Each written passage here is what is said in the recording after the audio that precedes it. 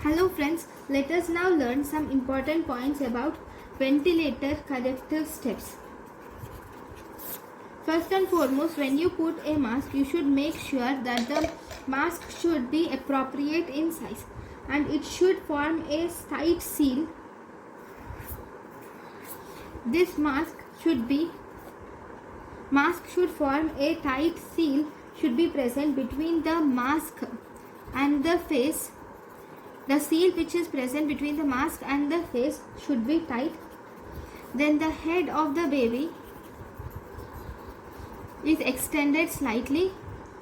Head of the baby is slightly extended and the mouth is kept slightly open. Head is extended and mouth is kept slightly open. Okay, this is how the baby is put. Then if you do an endotracheal intubation, you can do endotracheal intubation to the baby. So this endotracheal intubation should be done with a laryngoscope, which is you will use a neonatal laryngoscope should be used, which has a straight blade and it should have a size of 0 should be present for preterm neonates and a size of 1 should be used for term neonates.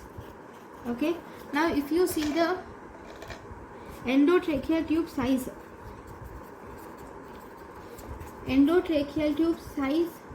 versus birth weight, we will make a table with birth weight and gestational age and size of endotracheal tube.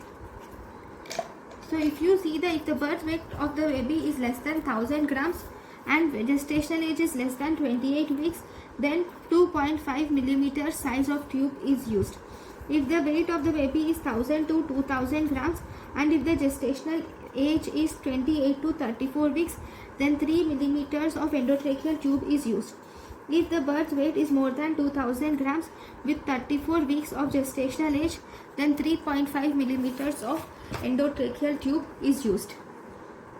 Once you have put the endotracheal tube, how are you going to confirm that the tube is in the trachea?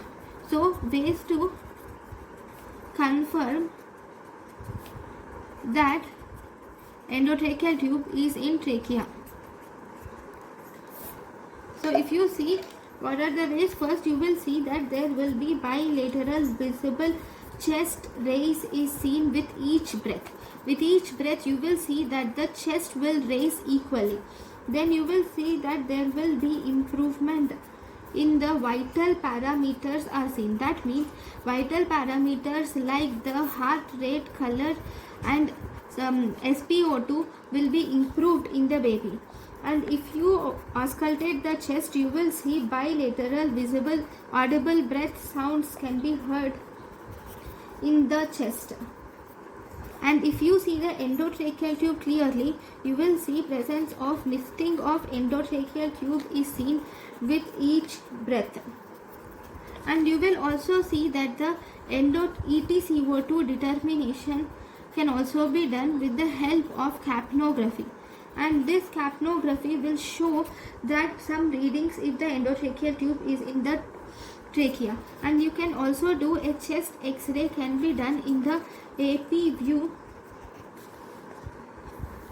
This is actually not used for confirming the endotracheal tube in trachea, but it is used for knowing the level of the endotracheal tube.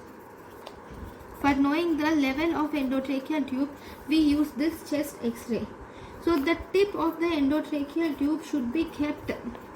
The tip of the endotracheal tube should be kept at a lower level, lower border of body of second thoracic vertebrae in children. It should be kept at lower border of body of second thoracic vertebrae in children.